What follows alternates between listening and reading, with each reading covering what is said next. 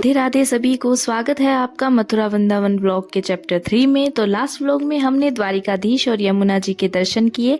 आज हम जाने वाले हैं उस जगह जहां श्री कृष्ण का बचपन बीता, जहां उन्हें जन्म के बाद वासुदेव जी छोड़ कर आए। जी हाँ, आप सही समझे, हम जा रहे हैं गोकुल।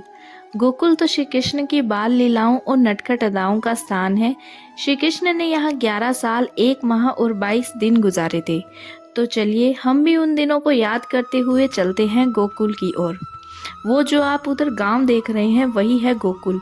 यहाँ आने के बाद जो बाल गोपाल का मंदिर है वो बहुत अंदर की तरफ रह जाता है। आपको उन्हीं गलियों से होकर जाना पड़ता है जहाँ से कभी कृष्ण लल्ला जाते थे। आज भी उनका आभास इन गलियों में होता है। पता है, हमारे साथ एक अलग इंसिडेंट हुआ कि जब हम मंदिर की तरफ बढ़ रहे थे तो हम खो गए। और यहाँ ऐसा है कि रास्ते में काफ़ी मंदिर आ जाते हैं और वहाँ के कुछ पुजारी आपको वही असली मंदिर बताकर आने के लिए कहते हैं। और फिर एक बार जब आप चले जाते हो तो आपसे उनकी मर्ज़ी का दान लिया जाता है, जो कि बिल्कुल भी सही नहीं है। हम भी ऐसे ही फंसने वाले थे। इतने में एक मैया आई और हमको बोला कि ये मंदिर नहीं है, आप आगे निकल जाओ। उसके बाद भी हमें जो है रास्ते का पता नहीं चला कि हमें किस तरफ जाना है। तभी एक गौ माता हमारे आगे आगे चल पड़ी और पीछे पीछे हम अपने छोटे गोपालों को लेकर चल रहे थे। और कृष्ण लल्ला की लीला देखो, गैया ने हमें मंदिर के बिल्कुल पास ले जाकर छोड़ दिया और फिर वापस चली गई। ऐसी लीला तो सिर्फ कृष्ण की नगरी में ही हो सकती है। इसके बाद जो पहले मैया हमें मिली थी वो भी हमारे साथ दर्शन करने आ गई। सौभाग्य से वो गोकुलवासी ही थी।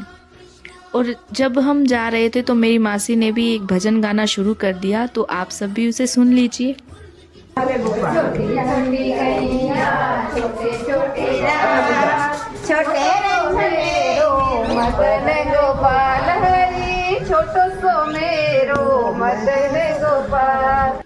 तो ये आ गई यमुना जो वासुदेव जी ने पार की थी। यहीं पर कृष्ण लल्ला ने बहुत सारी लीलाएं की थी और गोपियों के साथ में रास रचाया था।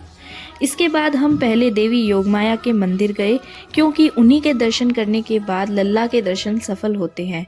योगमाया वह देवी है जिन्हें वासुदेव जी कृष्ण के बदले यमुना पार कर लाए थे और कृष्ण की जगह पर इन्हें देवकी के बगल में रख दिया था।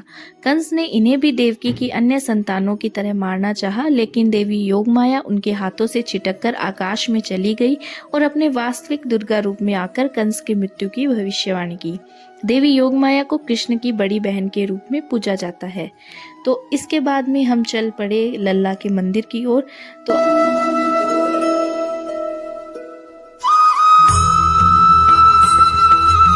तो मंदिर पहुंचने के बाद में मैंने वहां से बाहर से ही वीडियो बनाई थी, क्योंकि अंदर फोटो वीडियो बनाना स्ट्रिक्टली मना है। अंदर बहुत ही सुंदर कृष्ण के बाल स्वरूप की मूर्ति है। आपको दरवाजे पर ही बैठा दिया जाता है। उसके बाद लल्ला तक पहुंचने के लिए आपको उनकी तरह बैठे बैठे आगे बढ़ना पड़ता है, ताकि वहां की मिट्टी का स्पर्श आपको हो सके। इसी मंदिर में एक जगह नंद बाबा यशोदा मैया के साथ बाल गोपाल है मूर्ति के रूप में, और यहाँ ये यशोदा मैया सो रही हैं। इन्हीं के बगल में कृष्णा को सुलाया गया था। मैंने भी मेरे लड्डू को उनके पास बैठा दिया। यहाँ से हमें फल का प्रसाद मिला। उन मैया का कहना था कि यहाँ पर आते हुए उन्हें इतने साल हो गए, लेकिन फल का प्रसाद मिलते हुए किसी को पहली बार देखा है। इसके बाद मेरी मासी ने लड्डू को फिर से यमुना में स्नान कराया और हमने भी इस जल से खुद को पवित्र किया। यमुना के उस पार जो आप शहर देख रहे हैं वो है मथुरा और इस पार है गोकुल।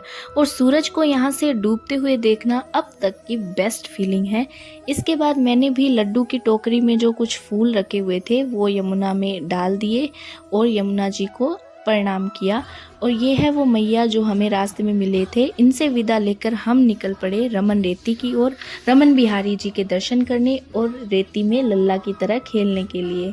रमन रेती में मंदिर के बिल्कुल सामने ये अभ्यारण्य है, जहाँ पर बहुत सारे हिरन हैं और ये बहुत ही सुंदर लग रहे थे।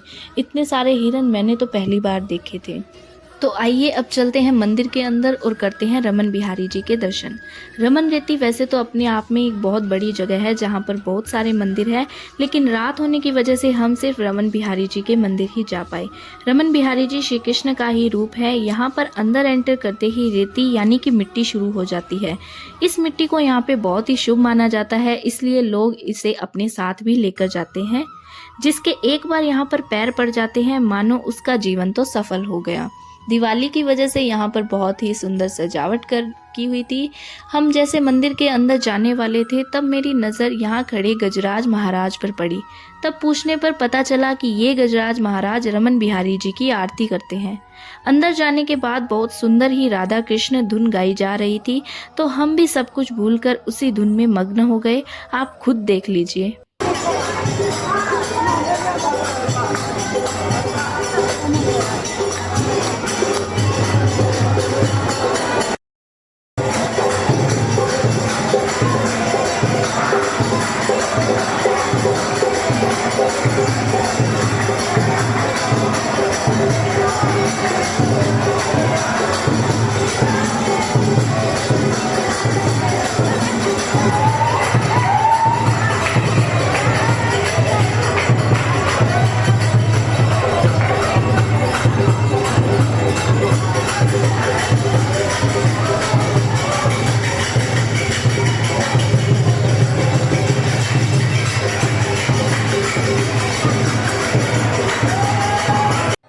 दिवाली का टाइम था तो यहाँ पर आरती से पहले दिए जलाए गए थे।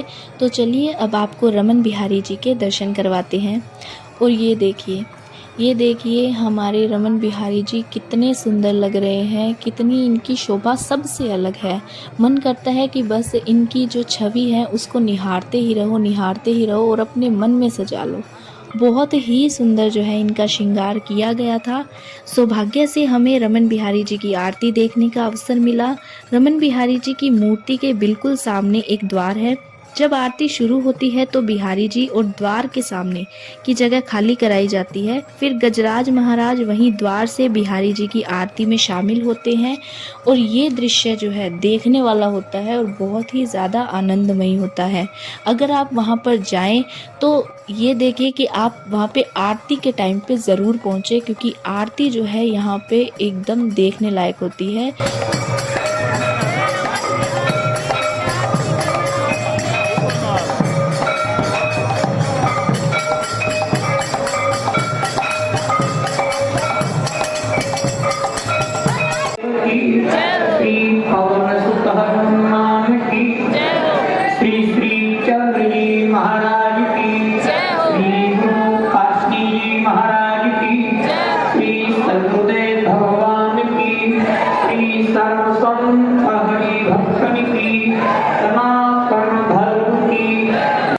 यहाँ पर आरती के बाद हम गए रेती, जहाँ पर हर जगह रेत ही रेत होती है। वही रेत जहाँ कृष्ण लल्ला खेला करते थे। सब लोग यहाँ पर लौटते हैं, कृष्ण के चरण बनाते हैं और पूजा करते हैं। हम तो लड्डू लेकर गए थे तो उनके साथ इस मिट्टी में खूब खेले। कहते हैं कि एक बार जब रमन बिहारी जी यानी हमारे कृष्ण लल्ला यहाँ खेल रहे थे तब गोपियों ने उनकी गेंद चुरा ली। तब उन्होंने रेत की ही गेंद बना ली थी। ये भी माना जाता है कि यहाँ सच्ची श्रद्धा से लौटने पर जोड़ों व घुटनों का दर्द सही होता है, क्योंकि ये रेत पवित्र है। तो यहाँ पर थोड़ा और रुकने के बाद हम वापस गेस्ट हाउस पहुंचकर सो गए, क्योंकि अगले दिन हमें जाना था गिरिराज जी। आगे की यात्रा शुरू करेंगे नेक्स्ट व्लॉग में। तब तक के लिए राधे राधे, जय रमन बिहारी जी।